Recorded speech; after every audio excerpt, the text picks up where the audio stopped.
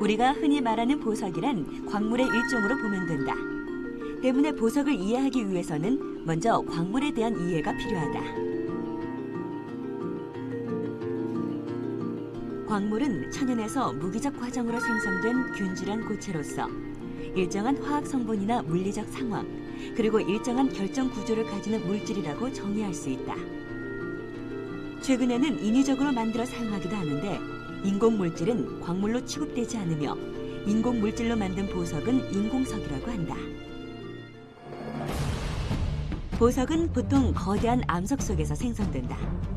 광물과 암석은 뜨거운 용암이 식으면서 굳어지는 과정 중에 생기는데 대체로 고열과 고압의 용암이 있는 곳에 녹아있는 수많은 입자들이 냉각되면서 아름다운 보석의 결정을 형성하는 것이다.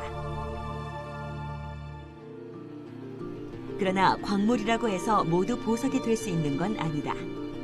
아름다움과 희소성, 불변성 등 몇 가지 조건들이 충족되어야 한다. 중요한 것이 아름다워야 된다는 것이죠. 아름답지 않은 보석은 보석이라고 할 수가 없는 것이겠죠. 다음에는 희귀해야 된다는 겁니다. 보석이 아무리 아름다워도 길에 있는 자갈처럼 너무 흔하면 그게 보석으로서 존중받을 수 없는 것이겠죠. 다음에는 원석이 커팅되고 연마되어져서 장신구에 세팅되어서 활용되어질 수 있을 정도의 내구성이 있어야 된다는 겁니다. 그 다음에 전통성이라든가 휴대성 이런 몇 가지 보석으로서 갖춰야 될 그런 요건을 갖춘 광물을 우리가 보석이라고 부르고 있는 겁니다. 보석을 분류하는 기준은 여러 가지가 있지만 크게 생겨난 기원과 색깔에 따른 분류 등으로 나누어 볼 수 있다. 다이아몬드를 비롯해 암석에서 생겨나는 대부분의 보석들은 무기질 보석이다. 이와 달리 조개류나 동물 등 생물체에서 기원한 보석들은 유기질 보석이라 하는데 진주와 산호, 상아 등이 이에 해당된다. 또 보석은 나타내는 색에 따라 구분하기도 한다. 루비나 사파이어, 에메랄드 등은 붉은색과 푸른색 등의 색깔이 나타나는 유색 보석이다. 반면 다이아몬드는 대부분 무색 투명의 유일한 무색 보석으로 분류되고 있다.